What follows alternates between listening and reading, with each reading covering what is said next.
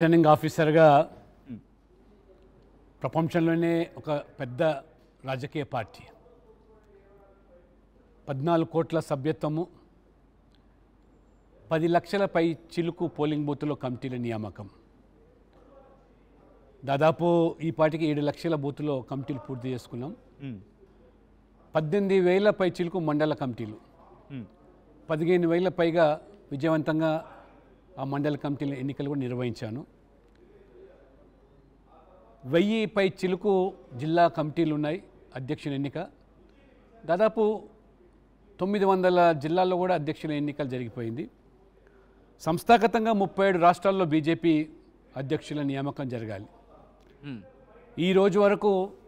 ఎన్నికల అధికారిగా 27 రాష్ట్రాలు పూర్తి చేసుకున్నాం ఇంకా 9 రాష్ట్రాలు మిగిలింది ఉత్తరప్రదేశ్ ఢిల్లీ హర్యానా గుజరాత్ కర్ణాటక మణిపూర్ ముంబై థర్డ్ ఫేజ్లో ఈ రాష్ట్రాల అధ్యక్షులు పూర్తయిన తర్వాత జాతీయ అధ్యక్షుని ఎన్నిక జరుగుతుంది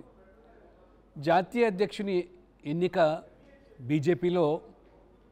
ఒక సామాన్య కార్యకర్త అనుభవం ఉన్నటువంటి వ్యక్తి సమర్థుని చేసే అవకాశం పార్టీలో ఉన్నది అది లక్ష్మణ్ కాబోతున్నారా అది పార్టీ అధిష్టానం నిర్ణయము ఎవరు పార్టీని సమర్థవంతంగా నిర్వహిస్తారు సిద్ధాంతాన్ని కట్టుబడి ఉందనేది తెలుసు మిగతా పార్టీల మాదిరిగా ప్రాంతీయ పార్టీలు డైనింగ్ టేబుల్లో కూర్చొని ఎవరు అధ్యక్షుడిగా ఉండాలా ఎవరు వర్కింగ్ ప్రెసిడెంట్గా ఉండాలా అని ఆ ఫ్యామిలీలో పంచుకునే ఆనవాయితీ కేటీఆర్ అంటున్నారు ఇండైరెక్ట్గా కాంగ్రెస్ పెద్దగా చెప్పాల్సిన అవసరం లేదు బీఆర్ఎస్ అన్నారు ఎవరు ఫ్యామిలీగా సహజంగా బీఆర్ఎస్ఏ కానీ ఇవాళ సమాజ్వాదీ పార్టీ కానీ ఆర్జేడీ కానీ శివసేన కానీ ఓకే తండ్రి కొడుకులు తండ్రి కూతుళ్ళు ఇది ఆనవాయితీ ఓకే బట్ ఏ రాజకీయ నేపథ్యం లేని కుటుంబం నుంచి కూడా ఒక కార్యకర్త జాతీయ స్థాయిలో అధ్యక్షుడు కావచ్చు దేశానికి ఒక ఆదివాసీ మహిళా కార్యకర్త రాష్ట్రపతి కావచ్చు ఒక దళిత కార్యకర్త రాష్ట్రపతి కావచ్చు ఒక అత్యంత వెనుకబడ్డ సామాజిక వర్గానికి సంబంధించిన పేద కుటుంబంలో ఉన్న వ్యక్తి కార్యకర్త ప్రధానమంత్రి కావచ్చు అంటే మీరు అన్నట్టుగా ఈ పాయింట్స్ అన్ని చెప్తున్నారు ఈ నేపథ్యంలోనే లక్ష్మణ్ పేరు వినిపించింది లక్ష్మణ్ పేరు ఫ్రంట్ రన్నర్గా ఉన్నారు అని ఒక పేరు వినిపించింది బట్ ఆఫ్టర్ సమ్ టైమ్ మీ పార్టీకి సంబంధించి ఎందుకు ఒక ఆల్టర్నేటివ్గా లైక్ అంటే మహిళలకు ప్రాధాన్యత ఇస్తే బాగుంటుంది అనే కోణంలో చర్చ వచ్చింది ఈ నేపథ్యంలో మహిళల పేర్లు వినిపిస్తున్నాయి అనే చర్చ జరుగుతుంటుంది దాంట్లో మహిళా అధ్యక్షురాలు ఉండొచ్చా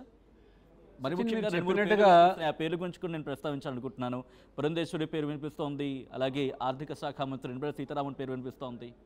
డీకే అనుడు కూడా ఉన్నారు రేస్లోనే పేరుంది ఏం జరుగుతోంది బీజేపీలో ఏదైనా సాధ్యం ఎందుకంటే అందరికీ సమాన అవకాశాలు జాతీయ పార్టీ ఒక రాష్ట్రానికో ప్రాంతానికో పరిమితమయ్యే పార్టీ కాదు దేశవ్యాప్తంగా ఉన్నటువంటి పరిస్థితిని దృష్టిలో పెట్టుకొని భౌగోళికంగా సామాజికంగా సమతుల్యాన్ని పాటిస్తూ ఉదాహరణకు ఢిల్లీ ముఖ్యమంత్రి అంశం వచ్చినప్పుడు ఎగ్జాక్ట్గా 20 రాష్ట్రాల మీద అధికారులు ఉన్నారు మహిళా ముఖ్యమంత్రి లేదు అనే వాదన తెర మీదకి రావడం అక్కడ అనుభవజ్ఞులైనటువంటి అనేక మంది ఢిల్లీలో మరి కేజ్రీవాల్ని ఓడించినటువంటి వ్యక్తులు ఉన్నప్పటికీ కూడా సహజంగా ఒక సామాన్య కార్యకర్త ఏబీవీపీలో పనిచేసినటువంటి రేఖా గుప్తా ముఖ్యమంత్రి కాగలిగింది కాబట్టి భారతీయ జనతా పార్టీలో సమర్థులు కార్యకర్తలు అనుభవం ఉన్న వాళ్ళు అనేక మంది ఉన్నారు అంటే భారతీయ జనతా పార్టీలో పుట్టి భారతీయ జనతా పార్టీలో పెరిగిన వాళ్ళకి అధ్యక్షుడు సాధ్యం ఉంది ఇప్పుడు పార్టీ నియమావళి ప్రకారంగా జరుగుతుంది పార్టీకి అంటూ ఒక రాజ్యాంగం ఉంది అందులో ఒక కార్యకర్త 10 సంవత్సరాలు ప్రాథమిక సభ్యత్వము 3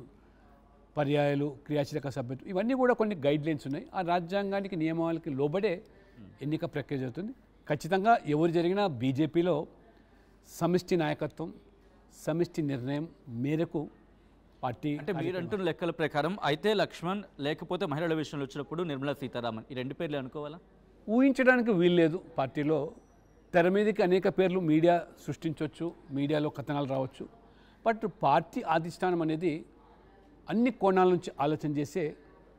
దృష్టిలో పెట్టుకొని నిర్ణయం తీసుకోవడం జరుగుతుంది ఏ నిర్ణయమైనా కూడా అది సజావుగానే ఉంటుంది అందరూ ఆమోదయోగ్యంగానే ఉంటుంది ఆ రకంగా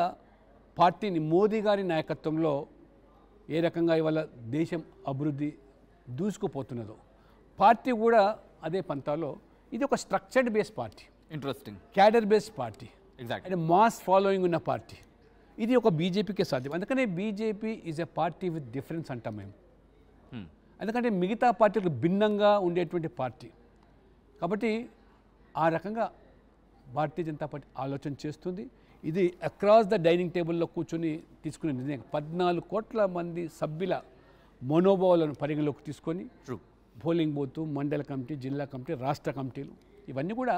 జాతీయ పరిషత్తులో నేషనల్ కౌన్సిల్లో ఇది తేలిపోతుంది. త్వరలో మీరు తినబోయే ముందు రుచేందుకు ఎవరైనా సమర్థవంతమైనటువంటి నాయకుడు లక్ష్మణ్ గారు అధ్యక్షులు కాబోతున్నారు. అయితే ఒక లెక్క ప్రకారం ఇవాళ లక్ష్మణ్ అనే వ్యక్తి ఓకే బీజేపీలో 40 సంవత్సరాలుగా ఈ పార్టీలో పనిచేస్తున్నాం. ఇందుకోసం దేశం కోసం పనిచేసే పార్టీని, ఒక జాతీయ భావన, దేశ సమగ్రత. మేము పార్టీలో చేరినప్పుడు ఈ పార్టీ అధికారంలోకి వస్తుంది లేదా మేము ఎమ్మెల్యేలు అవుతాము, ఎంపీలం అవుతాము అనే ఉద్దేశంతో మేము పార్టీలో చేరలేదు. ఈ సిద్ధాంతం నచ్చి అనేక త్యాగాలు చేసి సిద్ధాంతాలకు కట్టుబడి ఉన్నారు కాబట్టి పేరు వినిపిస్తుంది అంటారు. రైట్. సో కంటిన్యూ చేద్దాం. మై ఎడిటోరియల్ టీమ్ రెడీగా ఉంది. క్వశ్చన్స్